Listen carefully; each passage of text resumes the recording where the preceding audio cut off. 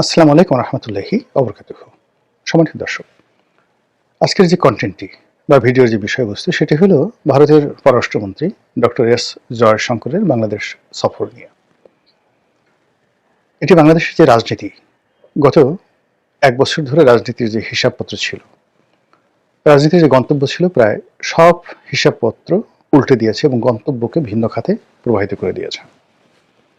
যদিও তিনি একটি আনুষ্ঠানিকতা করার জন্য বাংলাদেশে এসেছেন, বেগম খালেদা জিয়ার মৃত্যু এবং তার যে জানাজা, সেই অনুষ্ঠানে যোগদান করার জন্য ভারত সরকারের পক্ষ থেকে একটি শোক বার্তা নিয়ে তিনি বাংলাদেশে এসেছেন এবং তিনি সরকারের কোনো কর্তা ব্যক্তির সঙ্গে সাক্ষাৎ না করে জনাব তারেক রহমান সাহেবের সঙ্গে সাক্ষাৎ করেছেন এবং সম্ভবত তাকে রিসিভ করার জন্য এবং তার সঙ্গে তারেক রহমান সাহেবের বৈঠকটি আনুষ্ঠানিক করার জন্য জাতীয় সংসদ ভবনের একটি বিশেষ কক্ষ খুলে দেওয়া হয়েছিল এবং জনাব তারেক রহমান সাহেব এবং জয়শঙ্করের মধ্যে যে বডি ল্যাঙ্গুয়েজ, তার কথাবার্তা এবং টোটাল যে আনুষ্ঠানিকতা, এই আনুষ্ঠানিকতা সরকার করেছে, রাষ্ট্র করেছে, না কোনো বাহিনী করেছে, না কারা করেছে আমরা জানি না।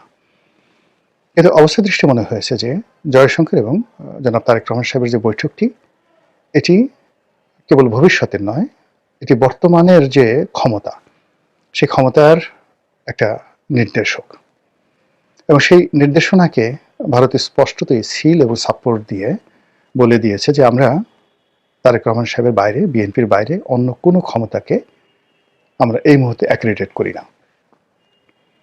তো জয়শঙ্করের যে এই সময়ের বাংলাদেশ সফর, এটিকে বুঝতে হলে কয়েকটি বিষয় আমাদের আলোচনা করা দরকার। প্রথমত হলো যে বেগম জিয়া যখন আওয়ামী লীগ জমানাতে ভারত গিয়েছিলেন, তখন ভারত তাকে যথেষ্ট সম্মান দেখিয়েছিল যখন মনমোহন সিং প্রধানমন্ত্রী ছিলেন। যদিও আওয়ামী লীগ সরকার ক্ষমতায় ছিল, কিন্তু ভারত চেয়েছিল যে কোনো মূল্যে আওয়ামী লীগকে চাপে রাখার জন্য তারা কন্টেম্পোরারি ভারতের সঙ্গে বিএনপির একটা ভালো সম্পর্ক থাকবে, দিল্লির সঙ্গে এরকম একটা বন্দোবস্তর জন্য দিল্লি যাকে বলা হয় উন্মুখ হয়েছিল।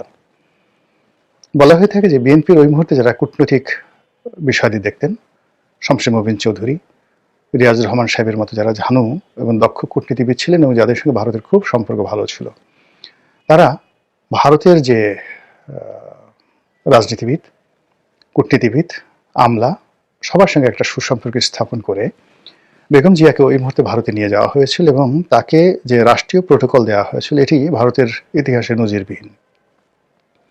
বাংলাদেশের সংসদের প্রধান বিরোধী দলীয় নেতা, তো তাকে বাংলাদেশের প্রধানমন্ত্রী হিসেবে রাষ্ট্রীয় প্রোটোকল দেওয়া হয়েছিল।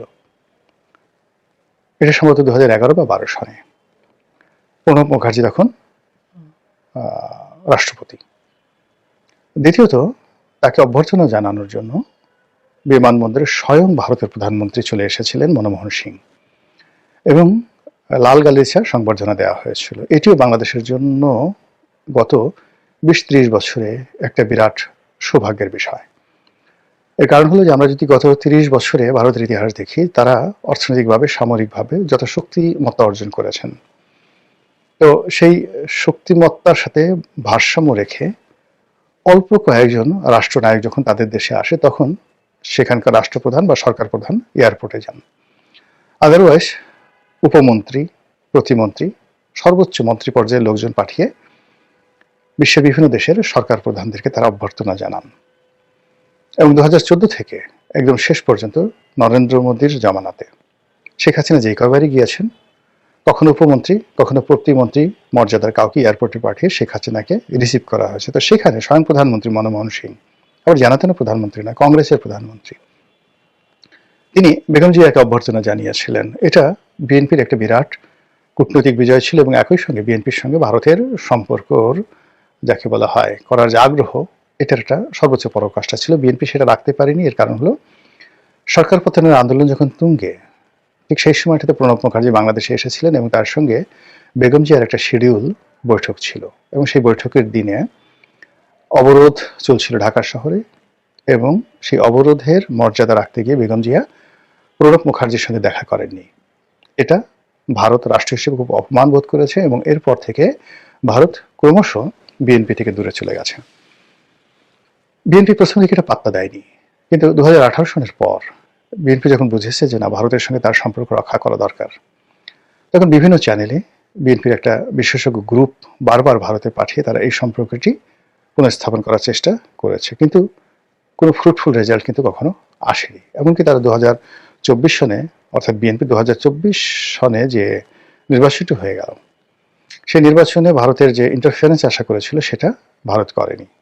অন্যদিকে বলেন, অন্যান্য এজেন্সি বলেন, যার সঙ্গে সাধারণত রাজনীতিবিদদের একটা ভালো সম্পর্ক থাকে, সেই অর্থে লন্ডনে তারেক রহমান সাহেবের সঙ্গে তাদের একটা সম্পর্ক প্রথম থেকে ছিল। কিন্তু সেই সম্পর্কের ভিত্তিতে তারেক রহমান সাহেব ভারতকে বিশ্বাস করতে পারছিলেন না, আর ভারতও তারেক রহমান সাহেবকে বিশ্বাস করতে পারছিলেন না। ওদিকে ভারতের যে কর্তৃত্ব, এটাকে অস্বীকার করে চীনের সঙ্গে একটি সম্পর্ক স্থাপন করার জন্য যেভাবে বিএনপি চেষ্টা করেছিল, সেখানেও কিন্তু আসলে হালে পানি পাওয়া যায়নি। এর কারণ হলো যে আওয়ামী লীগ তারা যুগপৎভাবে ভারত এবং চীন এই দুটো শক্তিকে কবজায় রেখেছিল। অন্যদিকে তারা প্রাণান্ত চেষ্টা করেছিল আমেরিকার রিপাবলিকানদের সাথে ডেমোক্র্যাটদের সাথে সম্পর্ক ছাপিয়ে রাষ্ট্র হিসেবে আমেরিকার সঙ্গে একটি সম্পর্ক স্থাপনের জন্য। তো জো বাইডেনের জমানাতে আওয়ামী লীগ যে সফলতা পেয়েছিল, কিন্তু ডোনাল্ড ট্রাম্পের আসার সঙ্গে সঙ্গে সেটা উল্টে যায়। আর এর আগে যখন ডোনাল্ড ট্রাম্প ক্ষমতায় ছিলেন আগের মেয়াদে, তখন নরেন্দ্র মোদীর সঙ্গে, বাংলাদেশের সঙ্গে আর ডোনাল্ড ট্রাম্পের সঙ্গে একটা ত্রিমাত্রিক সম্পর্ক গড়ে উঠেছিল এবং এটা ব্যক্তিগত পর্যায়ে ছিল। কিন্তু এইবারে যে ঘটনাটা হলো, সেটা হলো যুদ্ধ, পররাষ্ট্রনীতি এবং ডিপ স্টেট পলিসি নিয়ে আমেরিকা বলতে গেলে তাদের যে সিদ্ধান্ত ছিল জো বাইডেনের জমানাটাতে, সেটার একেবারে 180 ডিগ্রি অ্যাঙ্গেলে উল্টে গিয়ে ট্রাম্প সরকার এই কাজ করবে না এই সিদ্ধান্ত নিয়েছে। ফলে কি হলো, বাংলাদেশের যে রাজনীতি, সেই রাজনীতির ব্যাপারে মার্কিন যে মদত ছিল, সেই মদতটা উঠে যায় এবং এখানে আবার একছত্রভাবে ভারতের আধিপত্য কায়েম হয়ে যায়। তো এরকম যখন ভারতের একছত্র আধিপত্য কায়েম হয়ে যায়, এবং এখন যেভাবে মিস্টার ডোনাল্ড ট্রাম্প ভারতের চোখ দিয়ে বাংলাদেশকে দেখার চেষ্টা করছেন, আর এর আগে ডক্টর মোহাম্মদ ইউনূস সরকারের উপর যাকে বলা হয় আমেরিকান সরকারের যে সকল কর্তব্যকে আস্থা রেখেছিলেন এবং তারা যে সকল বিষয়ে ডক্টর মোহাম্মদ ইউনূস সরকারের নিকট আশা করেছিলেন, তাদের মনে হয়েছে যে এটা সম্ভব নয়, এই সরকারকে দীর্ঘমেয়াদে টিকে রাখা সম্ভব নয়।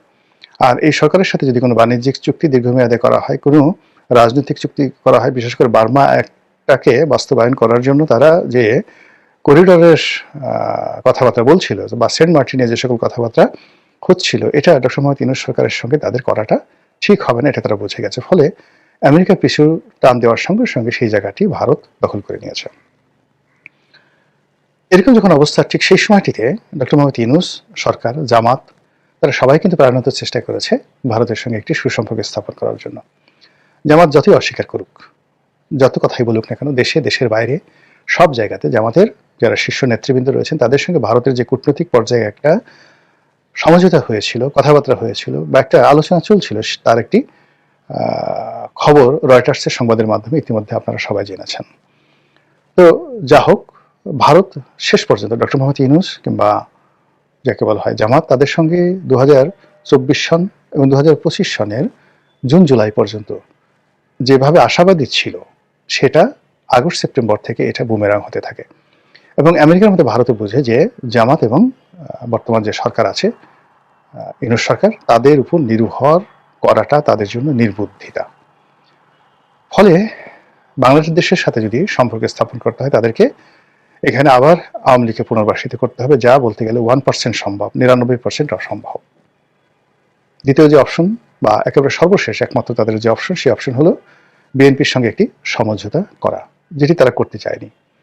তো সেই অর্থে হয়তো পর্দার আড়ালে বিএনপির সঙ্গে তাদের কোনো ভালো কথাবার্তা হয়েছে, সেভেন সিস্টার নিয়ে কথা বলা হয়েছে, সীমান্ত নিয়ে কথা বলা হয়েছে, 10 ট্রাক অস্ত্র মামলা নিয়ে কথা হয়েছে, এবং সম্ভবত আওয়ামী লীগ নিয়েও কথা হয়েছে, এতে কোনো সন্দেহ নেই।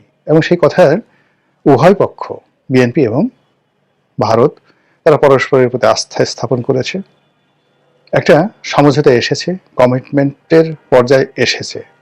এটা বোঝার জন্য রকেট বিজ্ঞানী হওয়ার দরকার নাই। তারপর যেভাবে একেবারে ঝড়ের গতিতে, কোনো রকম পূর্ব প্রস্তুতি না নিয়ে, জাস্ট ঝড়ের গতিতে জনাব তারেক রহমান সাহেব বাংলাদেশে এসেছেন, আর আসার পরে যে ঘটনাগুলো ঘটছে, এটি মিরাকেল নয়, এটির পিছনে বিএনপির কূটনৈতিক যে মহল, যারা ভারতের সঙ্গে একটি সম্পর্ক রক্ষা করতে চাচ্ছিল, তাদের সফলতা, এতে কোনো সন্দেহ নেই। এবং তার প্রেক্ষিতে ডক্টর জয়শঙ্করের বাংলাদেশ আগমন, এবং তারেক রহমান সাহেবের সঙ্গে যতটুকু বৈঠক হয়েছে আমরা দৃশ্যতে যেটা দেখেছি, আর তাদের মধ্যে কি কথা হয়েছে আমরা জানি না, কিন্তু যতটুকু আমরা বডি ল্যাঙ্গুয়েজ দেখেছি তাতে মনে হচ্ছে যে এই মুহূর্তে ভারত জয়শঙ্কর যে কোনো মূল্যে বাংলাদেশে একটি নির্বাচন চাচ্ছে, সেই নির্বাচনে বিএনপি জয়লাভ করে আসুক, তারেক রহমান সাহেব ক্ষমতা লাভ করুক এবং প্রধানমন্ত্রী হোক। এই ব্যাপারে বিএনপির এই যে বিজয়, সম্ভাব্য বিজয় সম্পর্কে ভারতের কোনো আপত্তি নাই, বরং তারা এটিকে স্বাগত জানাবে। বাকি পর্দার আড়ালে যেসব কথাবার্তা হয়েছে সেটা হয়তো আগামীতে আরো ওপেন সিক্রেট হয়ে যাবে। দ্বিতীয়ত, এখানে বিএনপি যে বিরোধী যে শক্তিগুলো রয়েছে সেই শক্তিগুলোর সঙ্গে ভারতের যে সম্পর্ক ছিল বা কথাবার্তা হচ্ছিল, সে বিষয়গুলো আপাতত মনে হচ্ছে যে তারা ইউটার্ন নিয়েছে। এবং বিএনপির যে প্রতিপক্ষ যে শক্তিগুলো আছে সেই শক্তিগুলো in terms of relationship with India তাদের কপাল পুড়েছে, এতে কোনো সন্দেহ নেই।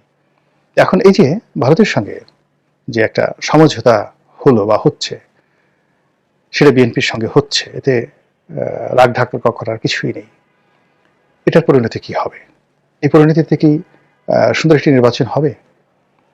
অথবা ধরুন এই যে ভারত বিএনপিকে যেভাবে সাপোর্ট দিচ্ছে, এটা যদি ডক্টর মোহাম্মদ ইউনূস এবং জামাত তারা যদি এটাকে একটা প্রেস্টিজ ইস্যু হিসেবে নেয় এবং নির্বাচনের ঠিক এক সপ্তাহ আগে যদি তারা সবাই সদল বলে নির্বাচন থেকে সরে দাঁড়ায়, এখন তো নতুন করে শিডিউল ঘোষণা আর সম্ভব নয়, নতুন করে কোনো প্রার্থী পাওয়া যাবে না, রাজনীতির ময়দানে কোনো বিরোধী দল নেই, কেবলমাত্র বিএনপি, তার সঙ্গে সঙ্গে জামাতের যারা ঐক্যবদ্ধ গ্রুপ আছে, তারা যদি হঠাৎ করে দর কষাকষি করে যে আমাদেরকে জাতীয় সরকারে নিকটে পদ দিতে হবে, তাহলে আমরা নির্বাচনে আসবো, আদারওয়াইজ আমরা নির্বাচনে আসবো না।